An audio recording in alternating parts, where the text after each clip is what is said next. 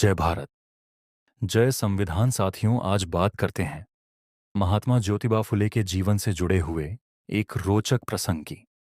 जिस प्रकार गौतम बुद्ध ने डाकू अंगुलिमाल को बौद्ध भिक्षु बनाया, उसी प्रकार का कुछ महात्मा ज्योतिबा फुले ने भी किया तथा अपनी हत्या करने आए। दो व्यक्तियों को अपने सामाजिक जागृति के कार्यों से जोड़ लिया।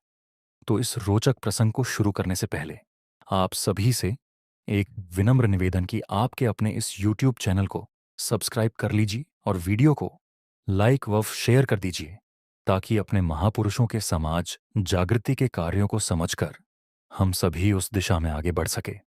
तो महात्मा ज्योतिबा फुले की हत्या करने आए। दो लोगों में से एक कालांतर में महात्मा ज्योतिबा फुले का अंगरक्षक बना, तो दूसरा सत्यशोधक समाज का अनुयायी बना और उसने कई किताबें लिखी।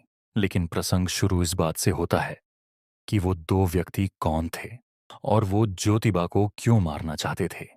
चूंकि महात्मा फुले ने अपना जीवन महिलाओं, वंचितों और शोषित किसानों को समाज की मुख्य धारा में लाने और उनके उत्थान के लिए समर्पित किया था। इस काम के चलते उन्हें और उनकी पत्नी सावित्रीबाई फुले को कई परेशानियों का सामना करना पड़ा। तात्कालिक रूढ़िवादी और निंद्रा में सोए समाज उन पर ताने मारता और गाली गलौज भी किया करता था।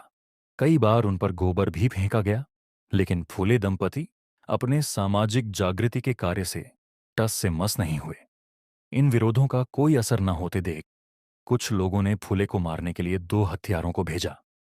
फुले दंपति मध्य रात्रि को आराम सो रहे थे। अचानक नींद टूटने पर मंद रोशनी में दो लोगों की छाया दिखी। तो ज्योतिबा फुले ने उनसे पूछा कि तुम लोग कौन हो। उनमें से एक का जवाब आता है कि हम तुम्हें खत्म करने आए हैं, जबकि दूसरा चिल्लाया कि हमें तुम्हें यमलोक भेजने के लिए भेजा गया है। यह सुनकर महात्मा फुले ने उनसे पूछा, मैंने तुम्हारा क्या बिगाड़ दिया है कि तुम मुझे मार रहे हो?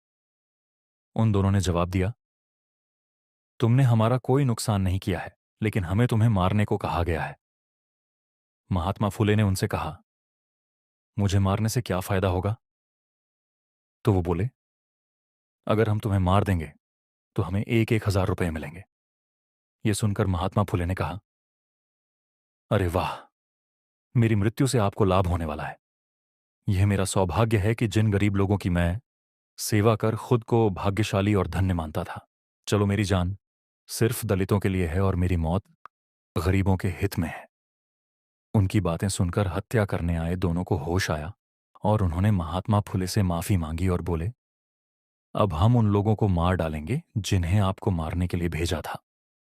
इस पर महात्मा फुले ने उन्हें समझाया और यह सीख दी कि हमारे अंदर बदले की भावना नहीं होनी चाहिए। इस घटना के बाद वे दोनों महात्मा फुले के सहयोगी बन गए।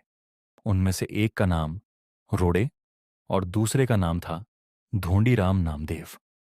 यह पूरा घटनाक्रम धनंजय कीर द्वारा लिखित महात्मा फुले की बायोग्राफी में दर्ज है। इस कहानी को पढ़ने के बाद यह आसानी से समझा जा सकता है कि 4 या 5 वाक्य बोलने से किसी के जीवन पर आया संकट कैसे दूर जा सकता है।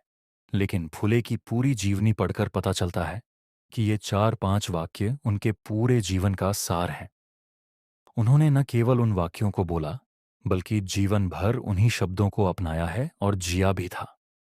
महात्मा फुले ने न केवल शोषितों के लिए अपना जीवन लगा दिया, बल्कि उनके विचार आज भी समाज को आगे बढ़ाने में मार्गदर्शन करते हैं। तो साथियों, महात्मा ज्योतिबा फूले के जीवन से जुड़ा ये रोचक प्रसंग आपको कैसा लगा? कमेंट करके जरूर बताइएगा, ताकि महापुरुषों के जीवन से जुड़े अन्य प्रसंग आपके समक्ष प्रस्तुत कर सके। धन्यवाद। जय भारत, जय संविधान।